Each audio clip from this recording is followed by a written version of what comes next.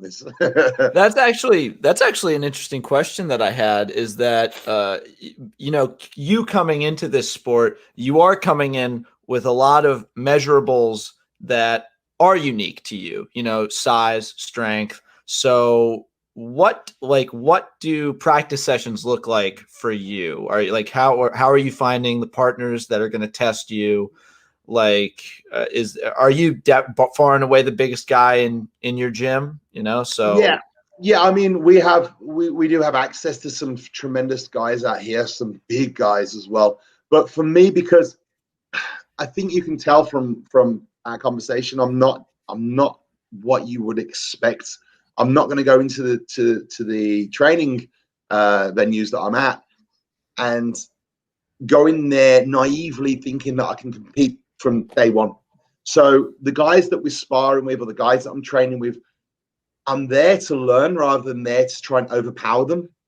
So I'm picking, especially with jiu-jitsu, I'm learning so much about movement and how to throw people off, how to keep them, how to keep half-guarded movements and so on and so on.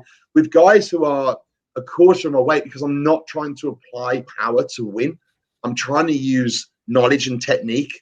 And I think that's where I've benefited greatly, because obviously my size and power, if I come against the guy who's half my size, I'm going to potentially win purely because of what I can physically do. But then as soon as I come to enter the cage against someone who's my size and my power, I'm going to be useless in understanding why I can't get past him. So, in regards to your question, the size of people at the moment hasn't been a massive issue, because there are some big guys out there and there are some very talented guys out there. So a combination of training with guys my size and training with guys who are educated in how to fight, it's given me the best of both worlds. It's also allowed me to fight against guys who are smaller but a hell of a lot quicker. So I have to feel their body movement, because they can snap me up in seconds, because they can get from A to B a lot quicker than someone who's 340, 350 pounds. So that's the sort of route we're going at the moment. Obviously, once it gets nearer to the date, which is probably going to be early part next year now because of COVID, we will then start sparring with guys my weight, because I've got to get used to being thrown around by big guys. Yeah, that's an interesting thing, and it's something that when I think about training with big guys, because I got a couple of big guys I train with too. About 320, 6'8", just massive ex-offensive lineman, played for the Chicago Bears. And it's the idea of trying to tell these guys, hey, look, man, and this is everybody's problem in the beginning stages of jiu-jitsu, because you are the extreme example of that, but there are guys that weigh 220 pounds that are extremely athletic and gifted that go against guys that are smaller, that in the beginning stages they think so much about winning that they're not really focusing on the techniques of jiu-jitsu, so they get away with being bigger, stronger, faster, more athletic. The hard part is understanding that, hey man, like, I always have this in my back pocket. You're always going to have the fact that you're a massively strong, probably giftedly athletic person in your back pocket, so it ain't going nowhere. But when you can try to make yourself do things correctly in the beginning stages, not only are you going to have more success because you're going to find people that you can actually train with, because if you're just manhandling some dude that weighs 160 pounds all day long, he's going to be like, fuck this, it's not even fun for me. Neither one of you are really learning anything, right? When you're able to sit back and focus on doing things correctly and allowing things to work in that manner, now you're learning to do things right. But you can also say, hey, guess what? Even if it doesn't work out, I can always just bench press him off with one arm and throw him across the room if I really need to. So, cool. Kevin, I think you're 100% correct in everything you've said there, buddy. And I think I learned that very soon into my career, with how training was going with jiu-jitsu. I first went in with the hunger and the energy of a raging bull, and I remember, and this is a few years ago, Mark Goddard, he's a UFC referee now, but he was a tremendous fighter back in the day. Very good jiu-jitsu guy.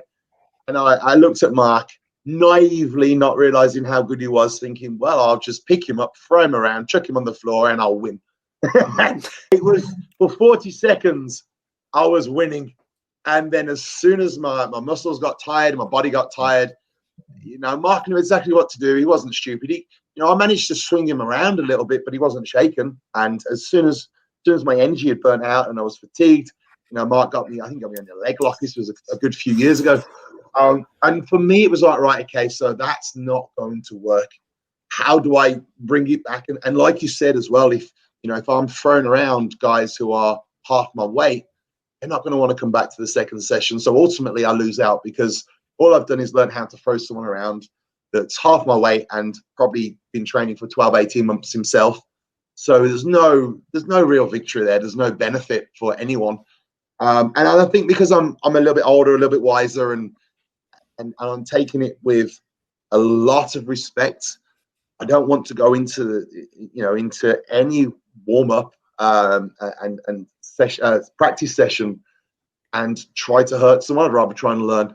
So that's the mindset I'm taking into what we're doing at the moment. And ultimately you're sparring and training with friends. So you don't want to break somebody. And it's important to remember that. This is something I had to tell a couple of the a couple of the guys that are your size in particular. Because one thing when you're 220 pounds, but when you're 320 pounds, like you could really hurt somebody. Like you could honestly really like, right. Yeah, I'm coming in. I'm about 340 pounds at the moment. Yeah, right. And I have honestly, all my power is in my legs, my quads, my glutes are extremely powerful. And for someone that's tall, I have extremely thick. I'm thick set. So, when if I was to lose my temper and go after someone who's maybe been training for 12, 18 months, I could seriously hurt the guy. And I get that. Do you know what I mean? I'm at an age where I'm not stupid to it. So the last thing I want to do is to be that guy at the gym that just goes around bullying people that thinks he's gonna win by scaring the opposition. Because as soon as you step into a professional arena, you're not scaring anyone with pre-match talk or because you've got big arms and big chest. That goes out the window.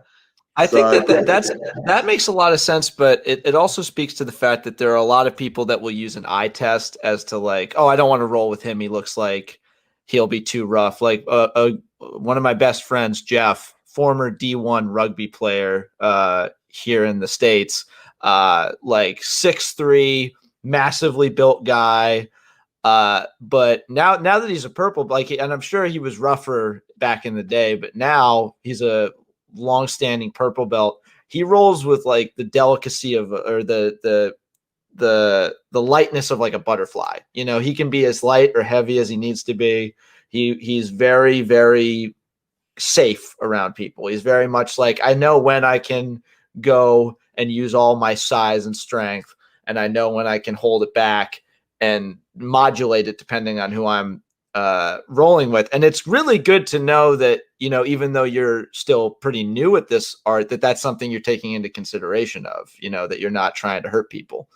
Yeah, without a doubt. I think because for me, I'm training with people who I respect and I'm good friends with, and I know they're giving up their free time, and I know they're giving me a lot of very high quality coaching as a favor. So for me, the last thing I want to do is upset them, injure them, or ultimately destroy their school, because a lot of the guys I'm practicing are paying members of his. Or if you break the coach, everybody's screwed, right? Well, yeah, that was it. I accidentally rolled on him on his legs. So. I got to be careful with that.